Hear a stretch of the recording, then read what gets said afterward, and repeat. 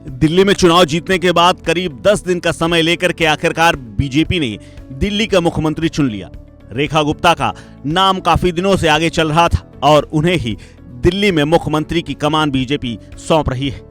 दिल्ली विधानसभा चुनाव में पहली बार शालीमार बाग से जीतकर विधानसभा पहुंचने वाली रेखा गुप्ता का इतिहास यूं तो चुनावी ज्यादा नहीं रहा, लेकिन बीजेपी ने उनका नाम सबसे आगे रखा और विधायक दल की बैठक में उनके नाम पर मुहर लग गई है। दिल्ली में वो दूसरी महिला मुख्यमंत्री होंगी जो बीजेपी की तरफ से शासन करेंगी। दिल्ली में यूं तो कई लोगों के नाम मुख्यमंत्री पद के लिए चल रहे थे, लेकिन रेखा गुप्ता के नाम पर क्यों मुहर लगी, ये अपने आप में बड़ा सवाल है।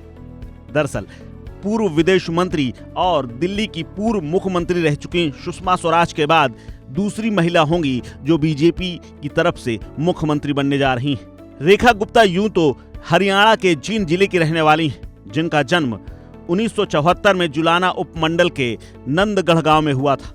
जब वो 2 साल की थीं, तभी उनके पिता की नौकरी स्टेट बैंक ऑफ इंडिया में मैनेजर के पद पर लगी और वो दिल्ली शिफ्ट हो गए। लेकिन उसके बाद उनके रिटायरमेंट के बाद फिर से उनका परिवार जुलाना वापस चला गया। रेखा गुप्ता की पूरी पढ़ाई दिल्ली में हुई और उनका राजनीतिक सफर एबीवीपी के साथ शुरू हुआ था।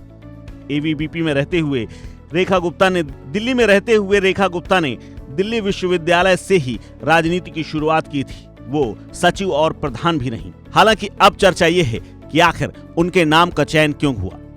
तो आपको बता दें कि बीजेपी एक बार फिर से चौंकाते हुए महिला मुख्यमंत्री को ही आगे बढ़ाना चाहती थी।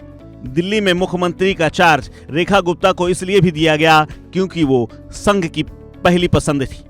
संघ ने ही बीजेपी को नाम पर मुहर लगा करके भेजा था और माना जा रहा है कि प्रधानमंत्री नरेंद्र मोदी और अमित शाह की भी पसंद वही थी, इसीलिए उन्हें यह मौका मिला है। वहीं दूसरी तरफ बात करें प्रवेश वर्मा की, तो प्रवेश वर्मा के तमाम बयान और कई बार सीमा रेखा पार कर देने की स्थिति उन्हें डिप्टी सीएम तक ही सीमित रख सकी। आपको बता दें रेखा गुप्ता ने पहली बार चुनाव जीता है और इससे पहले वो पार्षद रह चुकी हैं। कार्यकारिणी की सदस्य होने के साथ साथ राज्य दिल्ली इकाई की महासचिव भी हैं। मूल रूप से उनका पेशा वकालत है और उनके साथ वैश्य समाज का होना सबसे बड़ा उनके लिए प्लस पॉइंट भी रहा।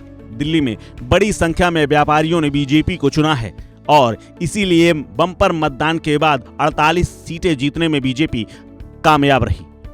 इसके साथ ही रेखा गुप्ता का लंबे समय से बीजेपी में आस्था और बीजेपी से ही जुड़े रहने के चलते उन्हें ये पदवी मिली है। हालांकि आपको बता दें कि इससे पहले वो पार्षदी के चुनाव में यानी एमसीडी के चुनाव में शैली ओबेरॉय से हार चुकी थी, लेकिन उन्हें बीजेपी ने एक बार फिर से मौका दिया और अब वो विधायक बनने के साथ ही सीएम बन गई हैं, जिनका शपथ ग्रहण समारोह 20 फरवरी को रामलीला मैदान में होगा, जिसमें प्रधानमंत्री नरेंद्र मोदी से लेकर के पूरी कैबिनेट मौजूद होगी, साधु संत होंगे।